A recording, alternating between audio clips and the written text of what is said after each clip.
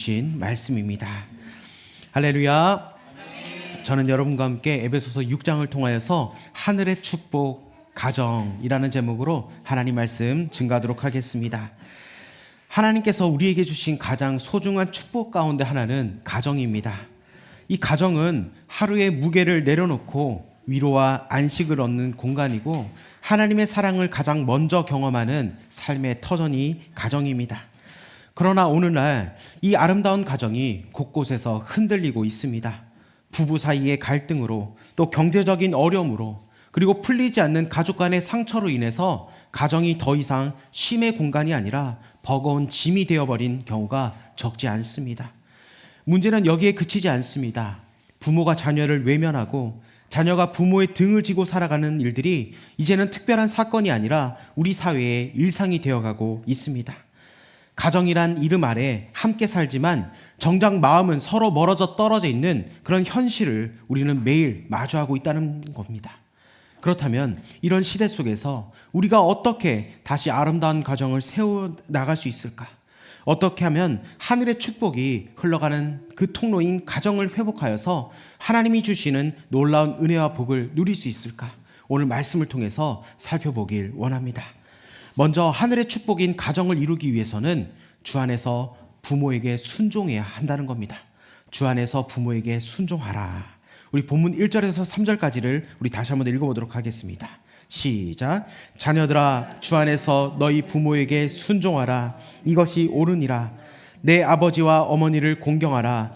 이것은 약속이 있는 첫 계명이니 이로써 내가 잘되고 땅에서 장수하리라. 아멘. 이 말씀은 너무나 당연한 말씀이라 그리 와닿지 않지만 우리가 이 말씀을 곱씹어 볼 필요가 있습니다. 우리는 부모를 공경하라는 말씀이 유교의 주된 사상인 효라고 생각하기 때문입니다.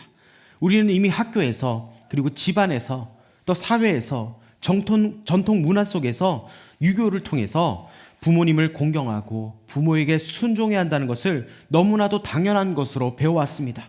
그래서 자녀들아, 너희 부모를 주 안에서 순종하라. 이 말씀을 들어도 이것을 하나님의 말씀으로 새기지 못하고 내가 옛날에 들었던 사회 문화적인 유교적인 말씀으로, 다 아는 말씀으로 치부해 버린다는 겁니다. 하지만 오늘 이 시간 하나님의 음성으로 이 말씀을 다시 여러분의 마음속에 새길 수 있는 저와 여러분 되길 원합니다. 오늘 하나님은 특별히 이렇게 말씀하십니다. 자녀들아, 너희 부모를 주 안에서 순종하라. 이 말씀을 더 쉽게 번역하면 주님 때문에, 주님으로 말미암아.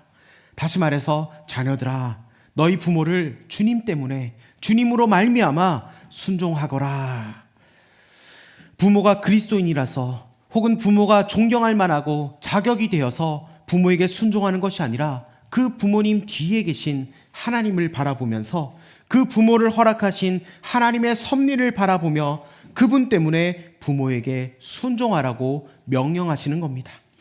이 순종의 이유를 성경은 이렇게 말씀합니다. 자녀들아, 너희 부모를 주 안에서 순종하라.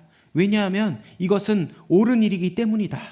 여기에 옳다라는 의미로 번역된 헬라어 디카이오스는 거룩, 그리고 하나님의 의라는 뜻입니다. 왜 우리가 부모님께 순종해야 하느냐? 하나님의 창조 섭리와 하나님의 성품에 따르면 부모를 순종하는 것이 옳은 일이기 때문입니다. 골로새서 3장 20절을 말씀합니다. 자녀들아, 모든 일에 부모에게 순종하라. 이는 주 안에서 기쁘게 하는 것이니라. 아멘. 여러분, 우리가 부모에게 순종하는 이유는 부모님이 항상 옳은 말씀 안에서 순종하는 것이 아니라 이것이 하나님께서 기뻐 받으시는 일이기 때문에 우리는 부모에게 순종해야 한다는 겁니다. 이 부모님께 순종하는 것은 창조의 섭리와 하나님의 성품에 옳은 일이기 때문에 우리는 부모에게 순종해야 합니다. 그렇다면 이 순종의 범위는 어디일까요? 어디까지일까요? 부모님이 신앙생활을 반대한다 해도 순종해야 할까요? 성경은 아니라고 말씀합니다. 예수님께서 친히 누구든지 자신의 부모를 예수님보다 더 사랑하면 예수님의 제자가 되기에 합당하지 아니하다고 말씀하셨습니다. 하나님의 권위를 인정하는 그 범위 안에서 우리가 모든 일에 부모에게 순종해야 한다고 말씀하고 있습니다. 오늘 본문에서 자녀들아, 여기에 해당하는 헬라어 테크난이라는 단어는 특별히 부모의 권위 아래 있는 자녀를 지칭할 때 쓰는 말입니다. 이 단어는 결혼하지 아니하고 부모의 권위 아래 있는 자녀를 얘기할 때 특별히 이 테크난이라는 단어를 썼다는 겁니다. 우리는 부모의 권위 아래 있을 때까지는 부모에게 순종해야 합니다. 그러면 결혼한 다음에는 어떻게 대해야 합니까?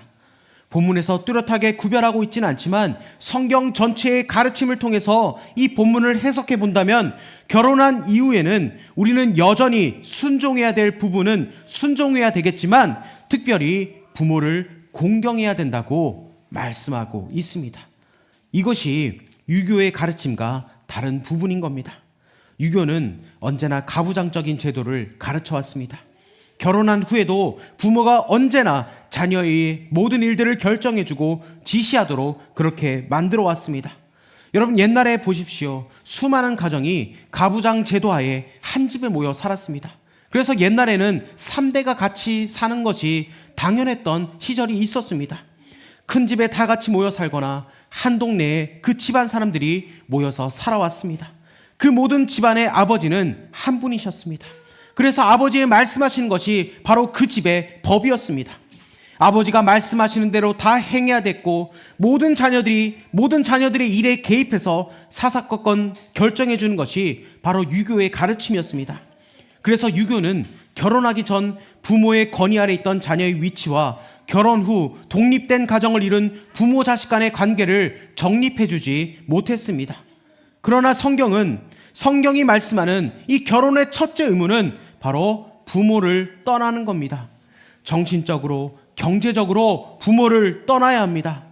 또한 부모는 자식을 떠나보내야 합니다. 성경은 이것을 구분하고 있다는 겁니다. 성인이 되어서 결혼하기 전에 자녀들은 철저히 부모의 권위 아래서 순종을 배워야 합니다. 그러나 결혼하여 가정을 이룬 후에는 부모를 공경해야 한다고 성경은 말씀하고 있습니다. 우리가 결혼하여서 독립된 가정을 이루었다 해서 부모와의 관계까지 끝나는 것이 아닙니다. 성경은 여전히 우리에게 부모의 위치와 권위를 인정하며 존중하라고 말씀하고 있습니다. 사실 부모님이 연세가 드시면 여러 면에서 자식보다 부족해 보일 수 있습니다.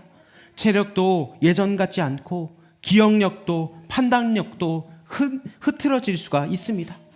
과거에는 연세가 많은 분들이 경험과 지식 면에서 앞서는 경우가 많았지만 오늘날은 상황이 많이 달라졌습니다. 오늘날 이 시대는 우리가 알다시피 첨단 미디어 시대, AI 시대가 도래하면서 지식과 정보는 엄청난 속도로 변화하고 있습니다.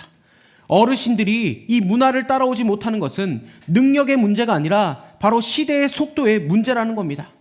제가 10여 년 전에 서울에서 지하철을 타고 가는데 한 어르신이 옆자리에서 조심스럽게 저에게 물어보는 겁니다. 나 같은 늙은이가 스마트폰을 가져도 되겠냐고, 이런 걸 내가 써도 되겠는지. 그때만 해도 스마트폰이 지금처럼 보편화되지 않던 시절이었습니다. 그런데 이제는 어떻습니까? 식당에 가면 요즘은 주문도 다 키오스크로 합니다.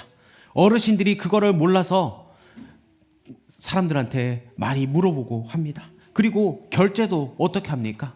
결제도 스마트폰으로 결제합니다. 그리고 애플 워치를 통해서도 결제하는 그런 시대가 다가왔습니다. 이런 변화 속에서 어르신들과 젊은 세대 사이에 시대적인 간극과 소통의 어려움이 생기는 것은 어쩌면 자연스러운 일입니다. 그러나 사회와 문화가 아무리 빠르게 변해도 하나님은 분명하게 말씀하십니다. 부모는 여전히 너희의 부모다. 부모를 공경하라는 명령은 부모의 능력 때문에도 아니고 외모나 학식, 사회적 지위 때문도 아니라는 겁니다. 오직 한 가지 이유, 그분이 나의 부모이기 때문입니다. 부모님의 몸이 연약해지고 시대의 흐름을 따라가지 못한다 할지라도 그분들의 위치와 권위를 인정하는 것이 곧 공경이라고 우리 주님께서 말씀하십니다. 이 부모 공경은 동의의 문제가 아니라 순종과 믿음의 문제라는 겁니다. 오늘 말씀을 붙들고 부모님의 연약함을 판단하기보다 그분들의 자리를 인정함으로 하나님의 기쁨이 되는 자녀, 말씀을 삶으로 드러내는 저와 여러분 되길 주의 이름으로 축복합니다.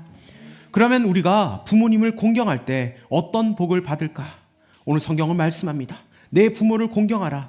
그러면 내가 이 땅에서 잘되고 장수하리라. 아멘.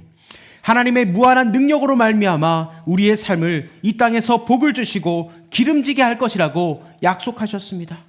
부모님을 공경하면 원리적으로 그 모든 축복이 나에게 돌아올 뿐만 아니라 기적적인 방법을 통해서 우리의 삶을 축복하시겠다고 우리 주님께서 약속하셨습니다. 여러분, 우리 모두 부모님을 주 안에서 공경하여 큰 복을 받는 주의 백성 되길 주의 이름으로 축복합니다. 두 번째, 하늘의 축복인 가정을 이루기 위해서는 자녀를 노엽게 하지 말아야 합니다. 자녀를 노엽게 하지 말라. 우리 본문 4절 말씀 우리 읽어보도록 하겠습니다. 시작. 또 아비들아 너희 자녀를 노엽게 하지 말고 오직 주의 교훈과 훈계로 양육하라. 아멘. 또 아비들아 너희 자녀를 노엽게 하지 말라고 말씀하고 있습니다. 그런데 특별히 이 명령 가운데 우리가 눈여겨봐야 할 것은 부모들아 이렇게 말씀하시지 않고 아비들아 이렇게 하면서 아버지에게 명령했다고 하는 겁니다. 여러분, 왜 그랬을까요? 이것은 시대적인 배경을 알아야 우리가 더 깊이 이해할 수 있습니다. 이 당시 에베소는 로마의 영향력 아래 살았던 사회였습니다. 이 로마 사회는 우리나라의 옛날 유교 시대와 상당히 비슷한 점이 있었습니다. 어떤 면에서 비슷했냐 하면 아버지가 절대적인 권한을 가지고 있던 시대였습니다. 그 권한이 어디까지였냐 하면 아버지가 자식을 내다버리고 죽일 수 있는 그런 권한까지 있었습니다. 그래서 그 당시의 문헌을 보게 되면은 만약에 아들을 낳았으면은 살리고 딸이었다면은 알아서 처리하라고 그렇게 할 정도로 그 아버지의 권한이 막강했던 시대였습니다. 자식이 아버지의 마음에 들지 않으면 살아남을 수가 없었습니다. 그래서 자녀들은 숨소리도 내지 못하고 아버지의 말이 곧 법이었던 시대였습니다. 그래서 그 세대 가운데 이러한 풍습 때문에 수많은 자녀들이 아버지의 만행으로 말미암아 아버지의 폭력으로 말미암아 마음의 상처가 많았습니다. 이에 하나님은 교회 안에 들어와 있는 이 그리스도인들에게 세상의 풍습이 어떠하든지 간에 이렇게 명령하시고 있습니다. 아비들아 너희들에게 그렇게 큰 권한이 주어졌다고 해서 자녀들의 마음에 상처를 주고 자녀들의 마음을 노엽게 하지 말라. 여러분, 특별히 아버지가 어떻게 할 때 자녀의 마음이 노여워질까요? 많은 것이 있겠지만 몇 가지만 살펴보면 첫 번째, 아버지가 화낼 때라는 겁니다. 여러분도 옛날에 이런 일들을 많이 당하셨을 겁니다. 여러분, 어린아이가 무슨 힘이 있겠습니까? 더군다나 이 한국적인 상황에서는 어린아이는 어른보다 더 열등한 인격 아닙니까? 그것이 유교적인 가르침이었습니다. 그러나 성경은 갓난아이나 어린아이나 청년이나 노인이나 똑같은 인격죄로 취급한다는 겁니다. 하나님이 보내신 영혼이라는 겁니다. 거기에는 차이가 있을 수가 없습니다. 그러면 이 말씀의 의미는 무엇일까? 바로 기능적으로 순종하라는 겁니다. 하나님의 축복과 말씀을 전하기 위한 기능적인 순종인 겁니다. 그러나 우리 사회는 그렇지 않았습니다. 여러분, 어른들이 밖에서 화가 나면 어떻게 합니까? 집에 들어와서 희생되는 것은 자녀였습니다. 저도 저희 아이들한테 그랬습니다. 밖에서 기분이 나빠져서 집에 들어오면 괜히 애한테 화풀이하고 그랬습니다. 그런데 우리가 애들한테 화풀이하고 이 노엽게 하는 것을 하고 나면 뒤에서는 얼마나 후회를 합니까? 그래서 우리는 늘 회개하지 않습니까? 주님 용서하여 주옵소서. 여러분, 이것이 바로 자녀를 노엽게 하는 겁니다. 하나님은 이렇게 하지 말라고 말씀합니다. 그리고 자녀의 마음을 노엽게 하는 두 번째는 자기의 목적을 위하여서 자녀를 몰아붙이는 겁니다. 특별히 현대사회에 이러한 사람들이 많습니다. 우리 부모님들을 보면 부모님들이 어렸을 때는 가정에 돈이 많이 없었습니다. 그래서 공부를 하고 싶어도 공부를 하지 못했습니다. 그래서 공부로 성공하지 못했습니다. 그러면 어떻게 합니까? 그 자녀가 공부에 소질이 있든 말든 그 자녀를 몰아붙이는 겁니다. 자신이 그렇게 못했기 때문에 자녀들은 그렇게 하지 않기 위해서 자녀들이 그런 달란트와 상관없이 그냥 몰아붙인다는 겁니다. 겉으로 보면 자녀를 굉장히 위하는 것 같지만 이것이 아이를 노엽게 하는 겁니다. 자녀를 한 곳으로 몰아가는 것, 정말로 재능을 발견해서 개발시켜주는 것이 아니라 자신의 야망을 위해서 자녀를 내 뜻대로 몰고 가는 것, 이것이 자녀를 노엽게 하는 것이라고 말씀하고 있습니다. 그리고 세 번째는 자유를 제한합니다. 자식들에게 지나칠 정도로 엄격하고 함부로 대한다는 겁니다. 아이들의 인격을 존중하지 않는 겁니다. 이런 분위기는 어렵지 않게 알 수 있습니다. 아버지의 말 한마디에 군기가 바짝 들어있는 집안, 아버지의 발자국 소리만 들어도 집 전체가 조용해지는 집안이 바로 대표적인 겁니다. 그런 집안의 자녀와 상담해 보면 아이들이 그 마음속에 상처와 거절감이 엄청 많다는 겁니다. 이것이 바로 자녀들을 노엽게 하는 겁니다. 마지막으로 자녀를 노엽게 하는 것은 방임이라는 겁니다. 그냥 내버려 두는 겁니다. 나는 너희들을 위해서 돈 벌어줬으니까 다 됐다고 생각하는 겁니다. 그리고 모든 교육은 아내에게 맡깁니다. 자녀가 잘못되면 아내를 다그칩니다. 자녀의 교육이 어머니의 몫이라고 생각하는 겁니다. 그리고 전혀 행동으로 가르치지 않습니다. 그래서 자녀와 교제하지도 않고 대화하지도 않습니다. 그래서 막상 자녀들하고 얘기하라고 하면 어색하고 할 말이 없습니다. 이런 아버지를 둔 자녀들이 얼마나 많이 상처받고 있는지 아십니까? 이것을 성경에서는 자녀를 노엽게 하는 것이라고 말씀하고 있습니다. 그리고 아비들아, 너희 자녀들을 노엽게 하지 말라. 우리 주님께서 말씀하고 있다는 겁니다. 그러면 우리는 어떻게 해야 되는가? 자녀들을 노엽게 하지 말고 양육하라고 말씀하고 있습니다. 여러분, 이것을 그림 이미지로 한번 생각해 보십시오. 시편 23편에 나타난 양을 돌보는 목자의 모습 말입니다. 여러분, 목자, 사랑과 친절과 따뜻함으로 그들을 인도하는 겁니다. 아버지의 따뜻한 품을 아이들이 기억할 수 있도록 그들을 양육하는 겁니다.